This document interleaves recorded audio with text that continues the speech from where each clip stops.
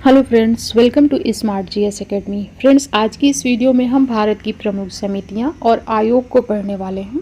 स्वतंत्रता के बाद से लेकर वर्तमान तक जो भी समिति आयोग बने हैं महत्वपूर्ण, उनको हम लोग कवर करेंगे। इनको हम लोग पढ़ेंगे कैसे, तो जो भी कमेटी बनी है इनको हम लोग डिवाइड करेंगे सब्जेक्ट वाइज। जैसे कि राज्य पुनर्गठन आयोग के लिए कौन कौन सी बनी है एक जगह देखेंगे, अर्थव्यवस्था बैंकिंग सुधार के लिए कौन कौन सी हैं उन्हें एक जगह सीक्वेंस से याद करेंगे ईयर वाइज, और कृषि ग्रामीण पंचायती राज, इस तरीके से कमेटी को हम लोग डिवाइड करके पढ़ेंगे जिससे आपको सारी चीज़ें याद हो जाएं आसानी से, और सब सीक्वेंस में रहेंगी। जहाँ पर ज़रूरत होगी वहाँ मैं ट्रिक से भी आपको याद करवा दूँगी। तो वीडियो पूरा आप लोग अंत तक जरूर देखें। चलिए शुरुआत करते हैं। भारत की प्रमुख समितियाँ और आयोग। सबसे पहले हम देखेंगे भाषाई आधार पर राज्यों के पुनर्गठन से संबंधित कौन कौन सी समितियां बनी थीं। सबसे पहले है एस.के. धर समिति, जो बनी थी जून 1948 में। गठन इसका हुआ था जून 1948 में और रिपोर्ट इसने दी थी दिसंबर 1948 में। अध्यक्ष थे एस.के. धर। रिपोर्ट इसने दी दिसंबर 1948 में और रिपोर्ट में कहा गया कि राज्यों के भाषाई आधार पर पुनर्गठन नहीं बल्कि प्रशासनिक आधार पर होना चाहिए। प्रशासनिक आधार को इन्होंने क्या दी, प्राथमिकता दी। इसके बाद जो इस समिति की रिपोर्ट आई उसकी समीक्षा करने के लिए ही एक और समिति बनाई गई। दिसंबर 1948 में ही जेवीपी समिति गठित की गई। जेवीपी का अर्थ क्या है, जवाहरलाल नेहरू, वी से हो गए वल्लभ भाई पटेल, पी से पट्टाभी सीतारमैया, ये सदस्य थे तीनों। इन्हीं के नाम पर इस समिति का जो नाम पड़ा जेवीपी समिति पड़ा। तो सीक्वेंस से आपको याद हो रहा है कि पहले एस.के. धर, जिसका गठन हुआ जून 1948 में, रिपोर्ट इसने दिया दिसंबर 1948 में, और इस समिति की रिपोर्ट की समीक्षा करने के लिए ही जेवीपी समिति का गठन हुआ दिसंबर 1948 में ही। सदस्य थे जवाहरलाल नेहरू जी, वल्लभ भाई पटेल और पट्टाभी सीतारमैया। रिपोर्ट क्या दिया कि प्रशासनिक आधार को इन्होंने प्राथमिकता दी और भाषाई आधार को इन्होंने भी अस्वीकार कर दिया। इसके बाद दक्षिण भारत में बैठे जो अनशन पर बैठे थे पोटी श्री रामुलु, उनकी मृत्यु हो जाती है। तो इसके बाद एक और आयोग बनाया जाता है 1953 में, फजल अली आयोग, जिसमें कि दो अन्य सदस्य थे, एक अध्यक्ष थे। अध्यक्ष थे फजल अली, इन्हीं के नाम पर आयोग का नाम फजल अली आयोग पड़ता है। अन्य सदस्यों में के.एम. पाणिक्कर और हृदयनाथ कुंजरू थे। सिफारिश क्या की इन्होंने, तो एक भाषा एक राज्य के सिद्धांत को अस्वीकार किया इन्होंने भी, और इन्होंने सिफारिश की कि 16 राज्य और 3 केंद्र शासित प्रदेशों का गठन किया जाए, ऐसा इन्होंने सुझाव दिया था। लेकिन परिणाम क्या निकला, तो राज्य पुनर्गठन अधिनियम पारित किया गया 1956, जिसके तहत 14 राज्य और 6 केंद्र शासित प्रदेशों का गठन किया गया। तो पूछा जाता है क्वेश्चन कि जो इन्होंने सिफारिश की थी कितने की थी, तो याद रखें 16+3 की थी, लेकिन जो गठन हुआ 14+6 का गठन हुआ था, 14 राज्य 6 केंद्र शासित प्रदेश का। ठीक है, तो ये तीनों समितियां भाषाई आधार पर राज्यों के पुनर्गठन से संबंधित है। सबसे पहले याद रखें एस.के. धर समिति, जून 1948 में गठन, दिसंबर में इसने रिपोर्ट दी। फिर इसकी रिपोर्ट की समीक्षा के लिए ही दिसंबर 1948 में ही जेवीपी समिति बनी, और जेवीपी समिति के बाद फिर फजल अली आयोग बना 1953 में। तीनों सीक्वेंस से हैं, याद रहेंगे। इस तरीके से आप पढ़ेंगे तो याद रहेंगे। इसके बाद अब हम देखते हैं पंचायती राज के लिए जो समितियां बनी उनको। सबसे पहले है इसमें बलवंत राय मेहता समिति, 1957 में इसका गठन हुआ, जनवरी 1957 में। अध्यक्ष कौन है, बलवंत राय मेहता है। और उद्देश्य क्या था इसके गठन का, तो सामुदायिक विकास कार्यक्रम, आपको पता है पूछा जाता है कब लागू हुआ, तो 1952 में ये चलाया गया था सामुदायिक विकास कार्यक्रम, जो कि असफल रहा था।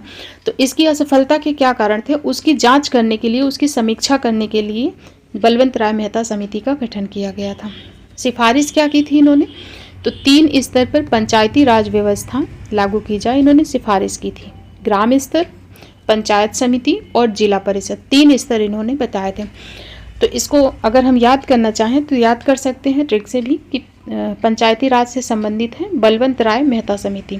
तो पूछा जाएगा बलवंत राय मेहता समिति किसके लिए थी, तो पंचायती राज की थी। वैसे तो सबको याद है, लेकिन फिर भी अगर ट्रिक चाहें आप तो पंच से क्या है, बल पता चलेगा। किसी को अगर पंच मारेंगे तो क्या होगा, उसका बल पता चलेगा। तो बल से हो जाएगा बलवंत राय मेहता, पंच से हो जाएगा पंचायती राज। ठीक है, इसके बाद फिर जो अगली समिति बनी थी इसके लिए वो है अशोक मेहता समिति, ये 1977 में बनी थी। इसने 2 स्तर का सुझाव दिया था। 2 स्तर कौन से, जिला परिषद और मंडल परिषद का। अशोक मेहता समिति, इसको हम लोग याद कर सकते हैं कि 2 स्तर की सिफारिश की थी। अशोक मेहता में नाम भी 2 हैं, अशोक और मेहता 2 वर्ड हैं, और 2 स्तर की सिफारिश की थी। वहीं बलवंत राय मेहता ने 3 स्तर के, तो उनके नाम में भी 3 वर्ण है, बलवंत राय मेहता। इस तरह से दोनों को हम लिंक कर सकते हैं। इसके बाद फिर बनी LM सिंघवी समिति, 1986 में बनी थी। सबसे महत्वपूर्ण सिफारिश इस समिति ने जो की थी, पंचायतों को संवैधानिक दर्जा दिया जाए। इसकी सिफारिश किसने की थी? LM सिंघवी समिति ने की थी, और बनी कब थी? 1986 में बनी थी। और सिफारिश क्या थी? तो पंचायतों में 1/3 SC/ST आरक्षण हो, और जिला परिषद के अध्यक्ष के रूप में कलेक्टर की नियुक्ति की जाए, और पंचायती राज व्यवस्था को संवैधानिक दर्जा प्रदान किया जाए। तो पूछा जाता है कि पंचायती राज व्यवस्था को संवैधानिक दर्जा प्रदान करने की जो बात है, सबसे पहले किस समिति ने की थी? LM सिंघवी समिति ने की थी। इसके बाद फिर एक समिति बनती है PK थुंगन समिति, ये 1988 में, 2 वर्ष बाद बनती है, 1988 में। अध्यक्ष है इसके PK थुंगन। और उद्देश्य क्या था इस समिति के गठन का? तो पंचायती राज संस्थाओं को मजबूत करना और स्थानीय स्वशासन को प्रभावी बनाने के लिए इस समिति का गठन किया गया था। इसने सिफारिश क्या की? तो इन्होंने भी पंचायती राज व्यवस्था को संवैधानिक दर्जा प्रदान करने की बात कही थी। LM सिंघवी समिति ने सबसे पहले कही, उसके 2 वर्ष बाद PK थुंगन समिति ने भी वही दोहराया कि पंचायती राज व्यवस्था को संवैधानिक दर्जा दिया जाए। और इन्होंने कहा कि तीनों स्तर पर, जो 3 स्तर हैं पंचायती राज व्यवस्था के, तीनों स्तर पर आरक्षण SC/ST के लिए और महिलाओं के लिए आरक्षण की व्यवस्था की जाए। इसके बाद 1988 में ही एक समिति और बनी, गॉडगिल समिति। इसके अध्यक्ष थे VN गॉडगिल, और इसने क्या सिफारिश की? तो 3 स्तरीय पंचायती राज व्यवस्था का इसने भी सपोर्ट किया। इसने भी जो सिफारिश की, 3 स्तरीय पंचायती राज व्यवस्था की सिफारिश की थी। ठीक है, तो पंचायती राज व्यवस्था से संबंधित हमने 5 समितियां देखी। पहली बलवंत राय मेहता समिति, जो 1957 में बनती है, और इसने 3 स्तरीय ढांचे की सिफारिश की। दूसरी अशोक मेहता समिति 1977 में बनी, इसने 2 स्तर की सिफारिश की। LM सिंघवी समिति 1986 में, इसने पहली समिति है जिसने पंचायतों को संवैधानिक दर्जा देने की मांग की। PK थुंगन समिति 1988 में 2 वर्ष बाद बनी, और 1988 में ही गॉडगिल समिति बनी। अब सीधा प्रश्न यहाँ से क्या पूछा जाता है कि किस समिति ने पंचायतों को संवैधानिक दर्जा देने की मांग की? तो वो है LM सिंघवी समिति। इसके बाद भाषा, शिक्षा और मौलिक कर्तव्य के लिए जो समिति बनी, इनको हम लोग एक स्लाइड में देखते हैं, लैंग्वेज, एजुकेशन एंड ड्यूटीज़ के लिए। पहली है BG खेर समिति, इसे प्रथम आधिकारिक भाषा आयोग भी कहते हैं। इसका जो गठन हुआ 1955 में हुआ। प्रथम आधिकारिक भाषा आयोग के रूप में इसका गठन होता है। अध्यक्ष हैं इसके BG खेर, उन्हीं के नाम पर खेर समिति पड़ता है, BG खेर समिति। और इसने जो सिफारिश की, क्या सिफारिश की? कि हिंदी को बढ़ावा देना चाहिए और अंग्रेजी का जो उपयोग है उसे सीमित करना चाहिए, उसकी सीमाएं तय करनी चाहिए, और हिंदी के प्रयोग को बढ़ावा देना चाहिए। इस समिति ने यह सिफारिश की थी। और इस समिति की रिपोर्ट के बाद 1963 में राष्ट्रपति के द्वारा एक अधिनियम पारित किया गया, आधिकारिक भाषा अधिनियम 1963। इसके बाद फिर जो समिति है वो है कोठारी आयोग। ये 1964 में बनता है। रिपोर्ट कब इसने सौंपी? 1966 में। और इस आयोग ने जो सिफारिश की, शिक्षा के सभी स्तरों पर सुधार हो, 10+2+3 शिक्षा प्रणाली हो, और मुफ्त शिक्षा की सिफारिश की थी कोठारी आयोग ने। इसके बाद फिर मौलिक कर्तव्य से संबंधित जो समिति बनती है, स्वर्ण सिंह समिति 1976 में बनती है। अध्यक्ष थे इसके स्वर्ण सिंह, और सिफारिश क्या की कि संविधान में मौलिक कर्तव्य शामिल करने चाहिए। और इन्होंने जो सिफारिश की थी, 8 मौलिक कर्तव्य का इन्होंने सुझाव दिया था, लेकिन शामिल कितने किए गए थे? 10 किए गए थे। 10 मौलिक कर्तव्य शामिल किए गए थे। क्वेश्चन पूछ लिया जाता है घुमा करके कि मूल संविधान में कितने मौलिक कर्तव्य थे, तो वहाँ पर ज़्यादातर लोग क्या आंसर लगा देते हैं? 10 लगा देते हैं, क्योंकि 10 शामिल किए गए थे, लेकिन ये 1976 में किए गए थे 42वें संविधान संशोधन के माध्यम से। तो मूल संविधान का मतलब जब संविधान हमारा 1950 में लागू हुआ, तब मौलिक कर्तव्य नहीं थे संविधान में, तो वहाँ पर आंसर 0 लगाना होता है। तो स्वर्ण सिंह समिति ने जो सिफारिश की थी, 8 मौलिक कर्तव्यों की सिफारिश की थी, लेकिन सरकार ने 10 जोड़े थे, और वर्तमान में 11 हैं। संशोधन हुआ था इनके लिए 42वां संविधान संशोधन 1976 में, और अनुच्छेद 51A में इनको जगह दी गई थी भाग 4 का में। ठीक है। तो ये रही मौलिक कर्तव्य से संबंधित समिति स्वर्ण सिंह समिति 1976 की। इसके बाद अब हम देखते हैं अर्थव्यवस्था, गरीबी और बेरोजगारी से संबंधित कौन सी समितियां हैं। पहले है भगवती समिति 1973।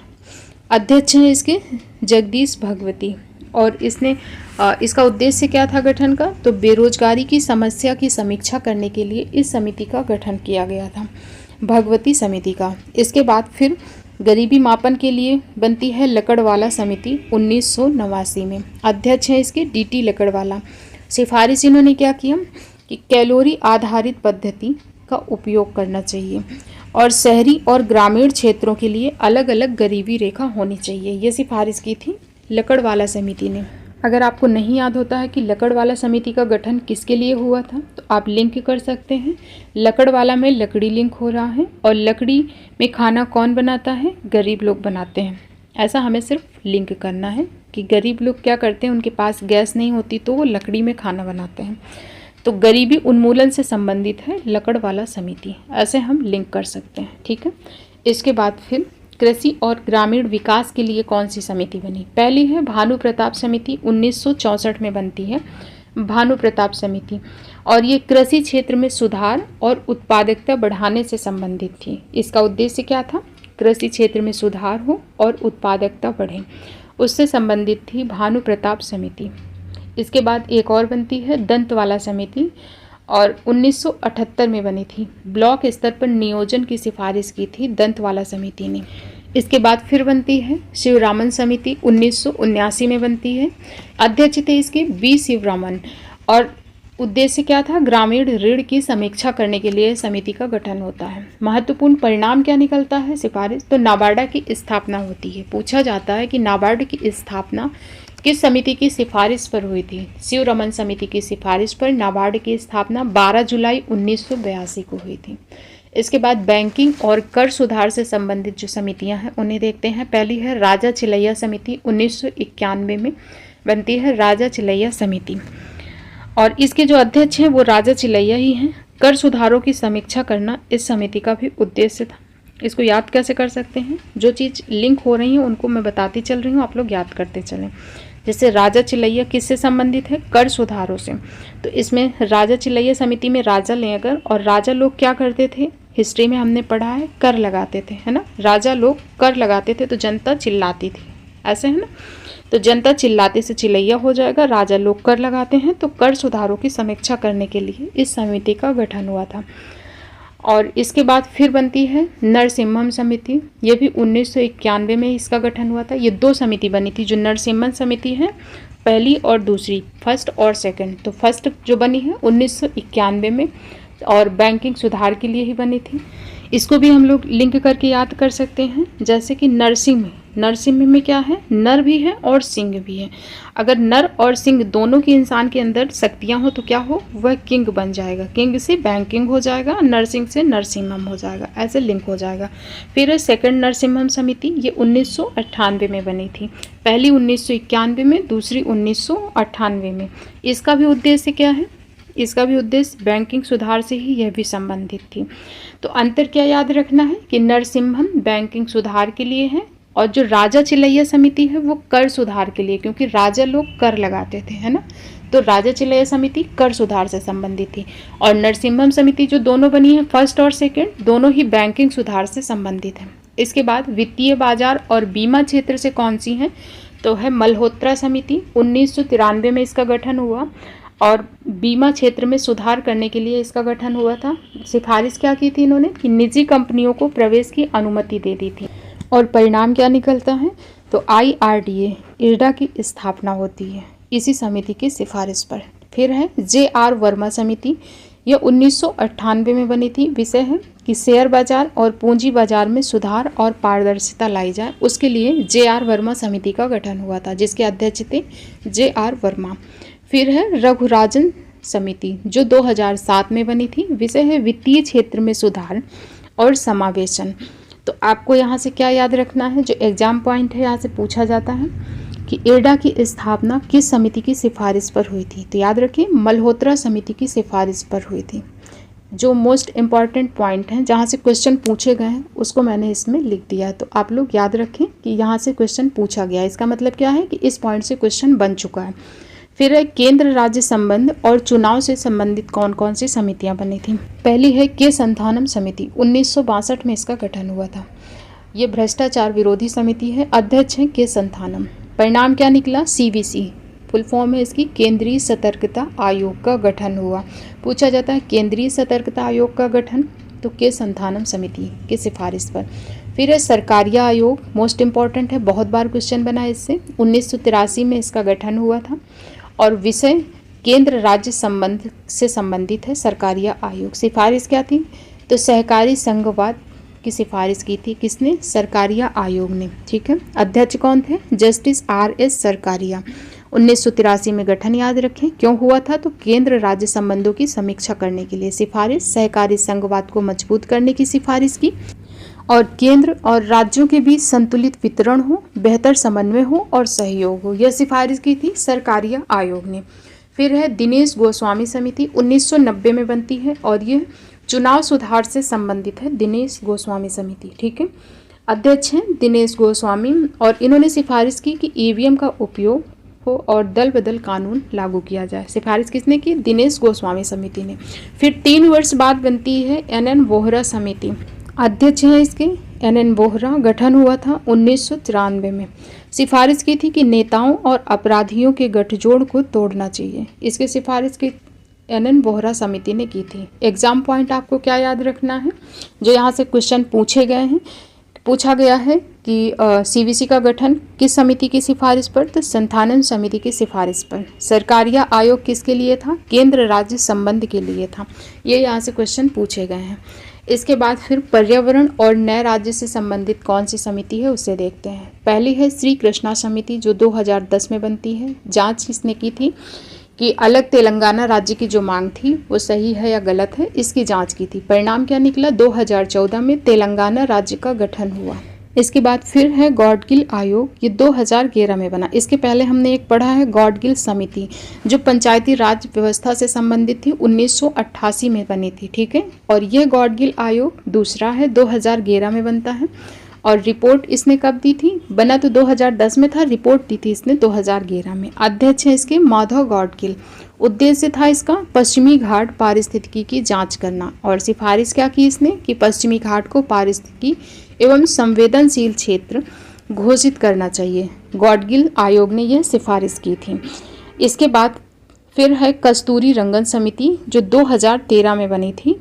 गॉडगिल रिपोर्ट की समीक्षा करने के लिए इसका गठन हुआ था। याद रखें, गॉडगिल आयोग 2011 में, इसके 2 वर्ष बाद 2013 में इस गॉडगिल आयोग ने जो रिपोर्ट दी थी, इस रिपोर्ट की समीक्षा करने के लिए ही 2 वर्ष बाद 2013 में कस्तूरी रंगन समिति का गठन हुआ। और इस समिति ने जो सिफारिश की थी तो 37% हिस्सा संवेदनशील घोषित करने की सिफारिश की थी। किसने, कस्तूरी रंगन समिति ने, जो 2013 में बनी थी। तो पर्यावरण से संबंधित ये 2 समितियां जरूर याद रखें, मोस्ट इंपॉर्टेंट है। गॉडगिल आयोग 2011, कस्तूरी रंगन समिति 2013। एग्जाम पॉइंट क्या है यहाँ से पूछे गए हैं कि पश्चिमी घाट के संरक्षण के लिए गॉडगिल और कस्तूरी रंगन समितियां बनी हैं, यहाँ से क्वेश्चन पूछे गए हैं। ठीक है, इसके बाद फिर हम देखते हैं अजय छिब्बर समिति 2015 में बनी। सिफारिश क्या, योजना आयोग के स्थान पर नीति आयोग का गठन किया जाए और इसी की सिफारिश के आधार पर 1 जनवरी 2015 को नीति आयोग लागू होता है।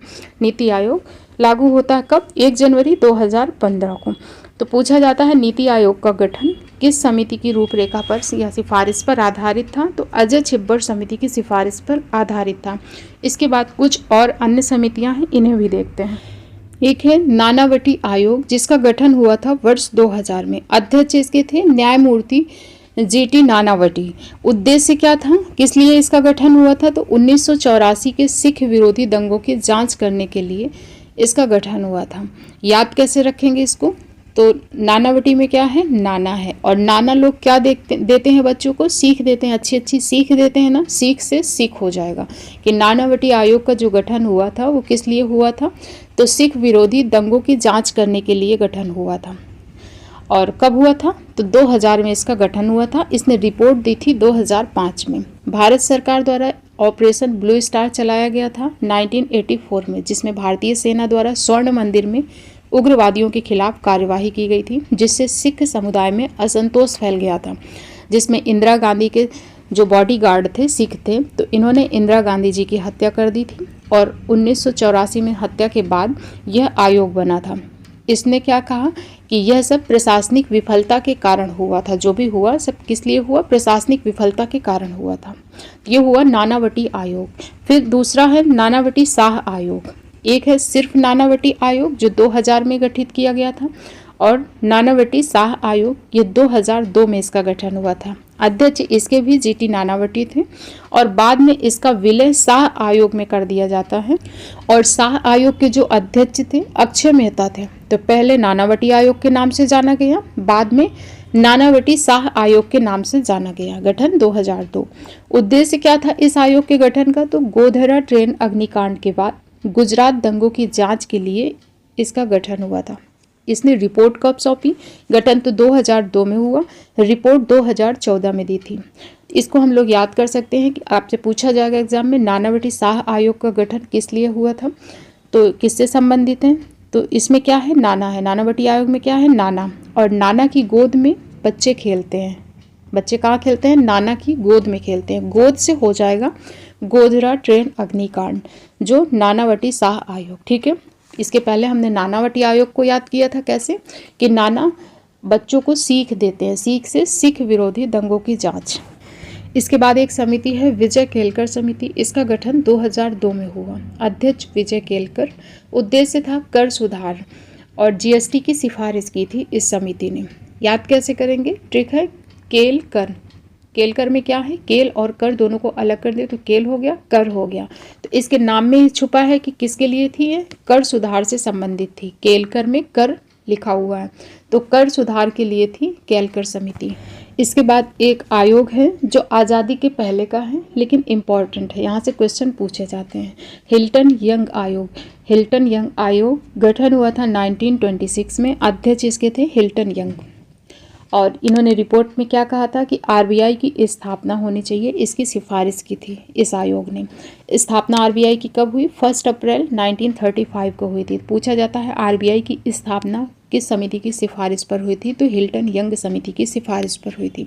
और इसी के साथ महत्वपूर्ण जो समिति और आयोग थे हमने पढ़ लिया है। इसकी पीडीएफ आपको टेलीग्राम में मिल जाएगी, आप लोग टेलीग्राम ग्रुप ज्वाइन कर लें, उसका लिंक आपको डिस्क्रिप्शन में मिल जाएगा। वीडियो आपको कैसा लगा कमेंट करके ज़रूर बताएं। वीडियो पसंद आया तो वीडियो को लाइक करें, चैनल को सब्सक्राइब कर लें। Thank you.